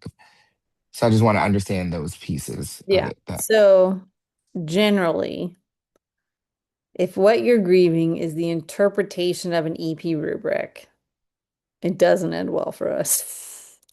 We'll grieve it because F impact, we'll file any grievance about impact. That's just my belief. Like, if you're saying it's unfair, so be it. It's unfair. It probably is, right? Like, I believe you. Impact is designed to be unfair. Um, but yes, you're correct. In general, we have not found that outside parties including arbitrators, are willing to change a score. Like they're not going to make an EP score, like saying, okay, like we're not going to take your EP1 and move it from a 3 to a 4 based on the evidence you provided. Like they're just not going to do it. Um, Even if, right, you can sit there, point at the language, point out what you did, right? Like even if you got all the evidence in the world. We're just finding that they're not willing to do that. And we've been calling them process violations. We're like, here's the rubric. The process is if you meet these criteria, you get a 4. Here's the evidence they met the criteria. They didn't get a 4. It's a process violation. But they're just not accepting our interpretations there. Um, which I get because they would lose all control, and control is the name of the game. So, where we do find potential wins, right, is actually like in the kind of situations that like Geronda described, where like the conditions in the room were just very unique, right? Or like someone walked in during a test. Like, what are you supposed to do? Make them stop testing? It's test. They happen from time to time. Like, you just have to watch the kid do it and you can't help them, right? Like, that's the point. Make sure they don't cheat. Um, and you would hope that a rational administrator would say, "Oh, bad timing. I'll come back when you're not testing." But some have been proven to not be rational with that, right? And they take a seat and they do their observation, and it doesn't end well, right? Like, so we found when it's kind of more circumstance is pretty outrageous that like maybe you could get that whole score exempted, but the other ones are good enough, right? That like if you just took that observation out and just relied on the other observation, you're straight, right? So we have seen some of that. So while they might not manipulate a score, they might be willing to exempt a certain portion of the rubric, which might then change the overall score. Um, and probably much to my grievance specialist chagrin, I just say we try it. Like, what's the harm? Worst case, we don't win. We already lost because they did it, right? Like, I just don't see the harm in trying. Um, and we have gotten wins at times where, like, even we thought, what? They won? Okay, great. Like, 2 thumbs up, all the thumbs, right? Like, you just never know. And then there's times where we thought it was, a winner and they refused and we have to keep fighting. Um, so yeah, my approach is just if we want to try it, like everyone should go in eyes open. They're probably not going to get a great result. We can try and we will try. But yeah, we found TAS and CSC slightly more successful.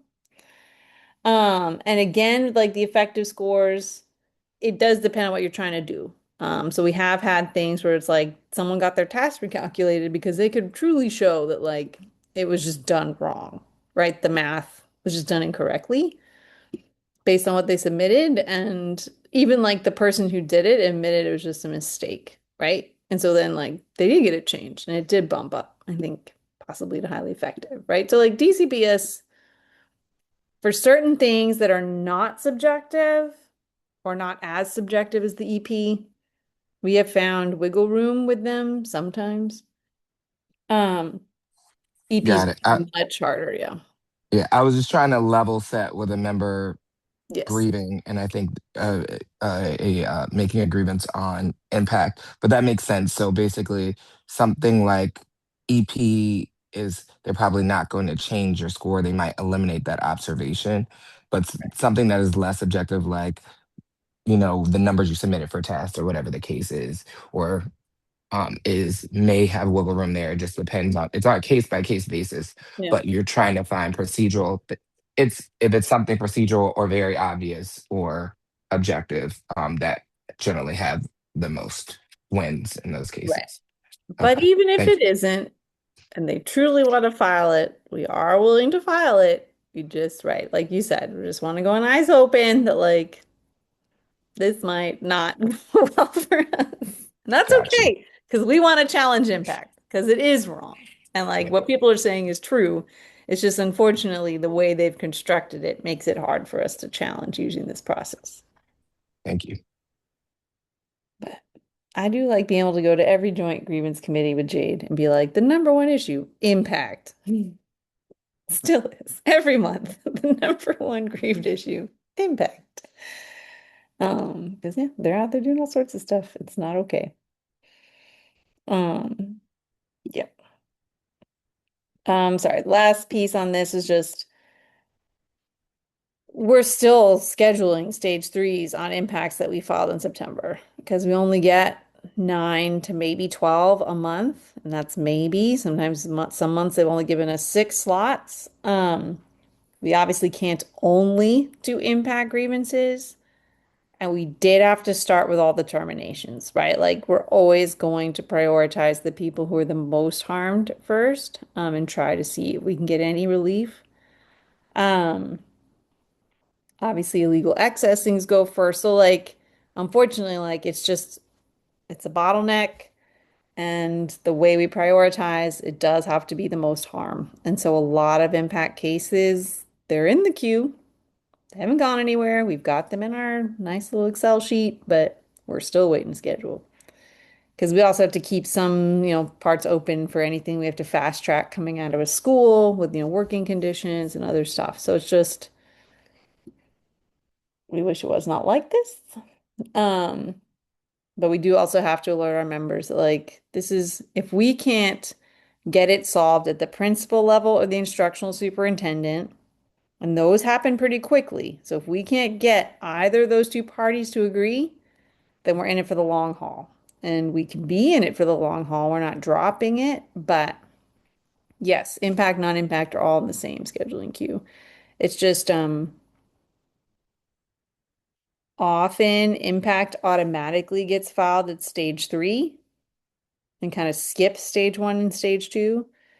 Though actually, I think thanks to Janice Brown Parker, and we do believe her strategy is a good one, we actually want to file as many impact cases in front of the principal as possible. Um, because they can change things and it sticks if they do. So it's a lot easier to get a principal or an instructional soup to change something than it is to get LMER to change something. So I think we're probably going to adjust our strategy even more to try to file even more of those at stage one. But it is hard because we do get close, over 100 all at once. So I don't know how we'll do that if we're trying to do them at stage ones.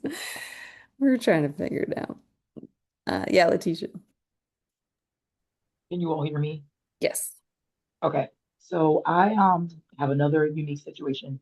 So a teacher who was at Jeff last year, she filed an impact grievance and I supported her with this. She received a score of like a 1 point something. Right. Left Jeff, is now at a new school and her cycle one score was a 3.2. Right. So is it possible? She's one of the teachers who's in the queue. Mm. Is there any way that her situation could be like, I don't know how to say this, because she has evidence to show that she actually is an effective teacher somewhere else, does Mm. she still have to wait in the queue or could she refile starting at stage one and potentially get a remedy through the principal or the instructional superintendent? Is that possible or no? I mean, not like the not like officially, I'd say, but certainly it's possible to like reach out to someone and try to reach a settlement, right? Like while it's Okay, sitting there, right? So it's right. like um they could reach out to whichever grievance specialist filed it for them to see if they Uh, think, but like our experience is that they'll just say, well, that was the judgment of that person, and they don't want to ever really give up the right for their principals to have that power. okay, yeah, I see what you're So saying. it's just, like they oftentimes I find, even if they are sympathetic on an individual level, they're like, yeah, that person's Mhm. on one. They're going to protect the institution's right to be on one. Right. Yeah, Uh, that's literally what's happening so with that's us. tends So, to be our experience with a lot of these impact cases, right? Like okay, it's not to DCPS, it's not about the details, even if when they hear the details that, if you got them in a corner privately off the record, they'd be like, yeah, that's insane, right? okay, I see what you're saying. Yeah, They're that still makes going to sense. protect it because they want the principal to have the right to be insane, Right. Yep. Okay, thank you. unfortunately. But, again, there's no harm in trying anything. You never know, Yeah. Okay, right? thank you. Maybe the instructions will be like, yeah, you know what? Let's make that a no consequence, right? Or something. Um, Yes. So I'm just going to read out loud for the video, but that can principals remedy, especially over another observer at any point before final evals come out, especially like observation, CSC, or tasks? The answer is yes. I mean, I've had it done without grievances. Like, I'll just go straight to him and be like, have this AP cut this out. This is out of control. They're destroying the building over in this corner. Like, you have to step in, or you're gonna lose the entire, ninth grade academy or whatever it is, right? Like, the short answer is yes. The principal's in the driver's seat. This is their school. If they want to, talk to an AP now, are they gonna do that right in the moment? Like, even when I've gone to principals I've had amazing relationships with and said that to my face, they're gonna be like, "Are you crazy? Stop that," kind of thing. But then I see them go and do the change because, like, even, you know, they were rational enough that, like, when they went and saw what was happening, they realized they had to rein someone in who was going on a tirade.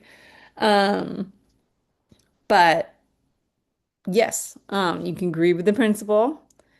We have to recognize, though, that they do often want to protect their fellow administrators. So they have maybe incentive not to, but if you can make a good case, if you can try to make it seem like, look, we're not telling you to just give everyone passing scores, but you can clearly see like this scenario, like this was unfair, or this just wasn't how we've been taught to do things at this school, etc. Like they followed the rules, and then even following the rules and doing everything they were told, then they get a one. Like how? Um, but yeah, so. Or, like there have been times where like someone said, but I submitted evidence that I attended these, 3 games, and you said if we attended 3 games, we could qualify for a fourth, like that kind of stuff. Um, Impact can always be reopened. We found it getting reopened like the next school year. Like they can always do it. They always act like it's impossible. It's just not true. Um, right. They do love to do that. They're like, oh, but Impact is locked. Like it's locked. You just don't want to send the email or get on the phone with the impact office for 20 minutes to unlock it. But do I know that you can't? Yes, I do know you can. Go fix that task rubric kind of thing. Like, stop yourselves. No, they always act like it's impossible. It's not true. It's like never true. Somebody can get into Octo and open the thing up and make the fix. Like it's always possible. But, obviously our goal is to get the change. We don't want to constantly put our principal in a bad position to go against their APs, even if they should just rein their APs in to do the right thing in the first place. So, you just always want to like approach it tactically with your principal in the way that you think is the best likelihood to get the change, knowing your principal, right? But if those informal ways don't work, you can file a grievance, like, and you don't have to wait till the final score. They love to say, well, the final score is not in yet. We don't even know if they're effective. We're like, mm-mm. We're saying it's a process violation. We don't care if it's effective or not. Like, you can choose not to hear it. And they are choosing, not to hear it and kicking it up, to the next level. That's their right. Um, it's annoying when they do that, but it is their right. But the goal is to just try to get them to do the sensible thing before the harm gets done, ideally. But yeah, we have been filing impact grievances right and left. Some of them DCBS is dodging, and they're like, no, we're not going to hear this right now, and they're trying to like push it into the long-term pile. Um, but then others, they have like agreed and fixed it. So I think you don't know until you try.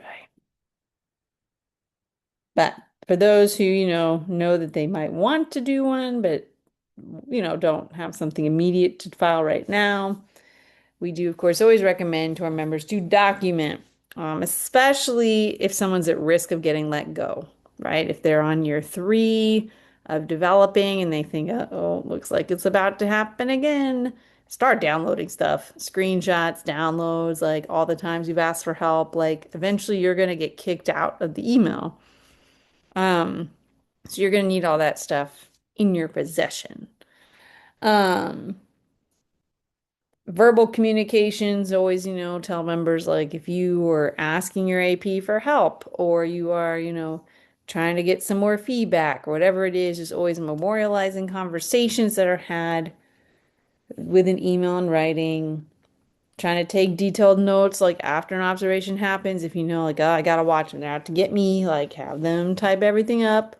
They don't have to send it in immediately to anyone, just like they should keep things for their records. So that if the time comes, then they have it all for themselves, not on their work computer, right? Not through their work email, in a place where they can have it for themselves. But yeah,